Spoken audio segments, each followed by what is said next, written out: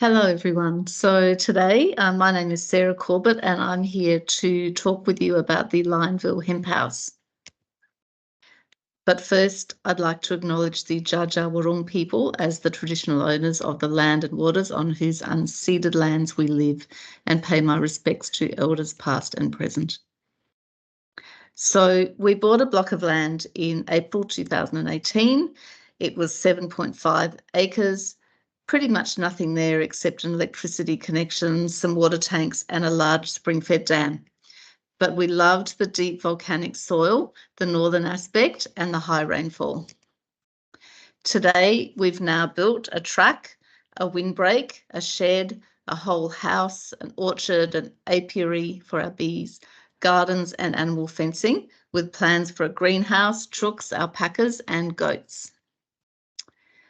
A bit about owner building. So we had both done it before, and we constantly said safety first. It was important for us also to minimise waste and our impact on the environment. We did have a lot of delays though, from poor weather. We had COVID. We had trouble getting materials on site, difficulty finding local tradies, and for a lot of people, we had to teach them about what hempcrete was and why we wanted an insulated slab, for example. So there's a bit of local education to do.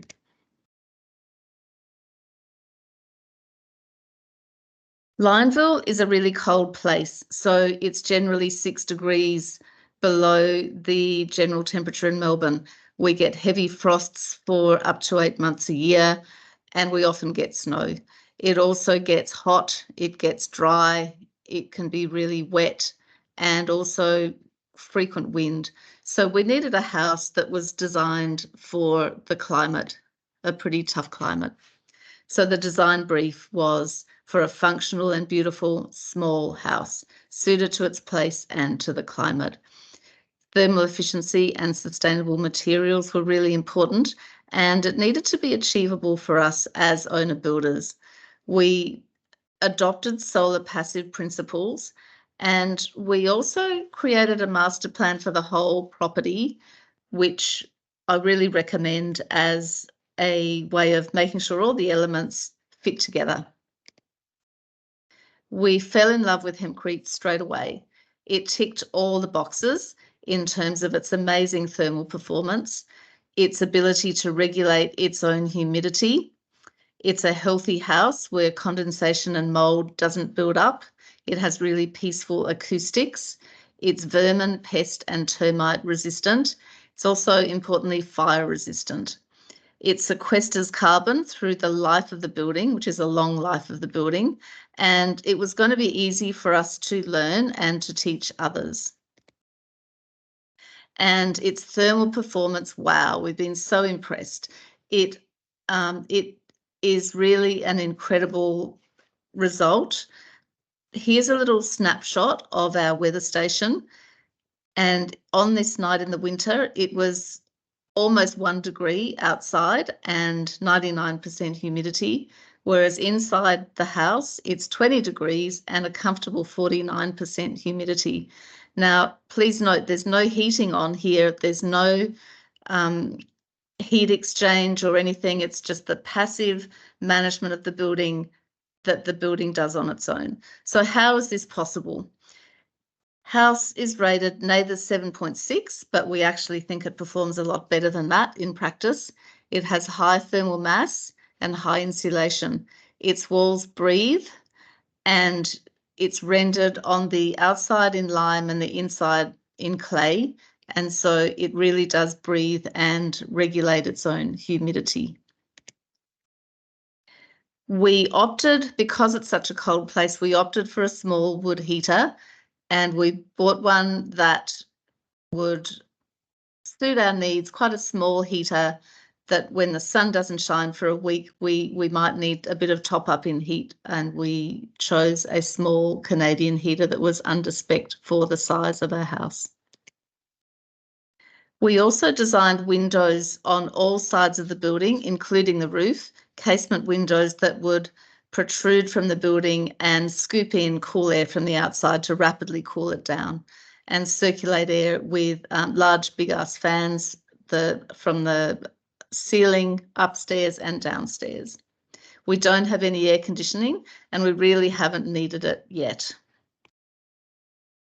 Importantly, the property is fire resilient. So it was rated a bushfire attack level 29, which is quite a high rating. We had a second opinion on that, and that is the rating for all of Lyonville because of its position in the middle of the Wombat Forest. So the house was designed with a lot of fire resistant features. Hemcrete itself is fire resistant.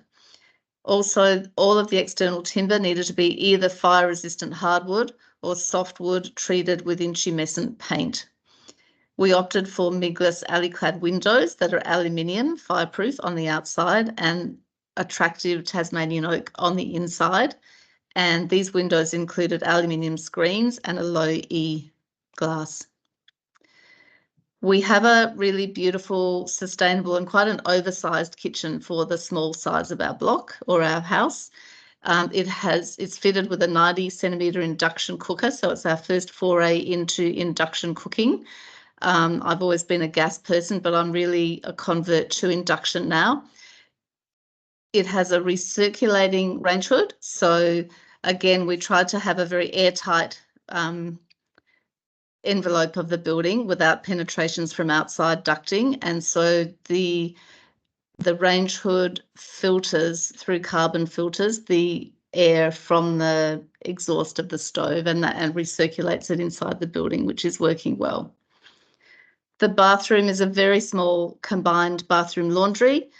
Our hot water is supplied by a Reclaim hot water heat pump, 315 litre, which was purchased through a Hepburn bulk buy program.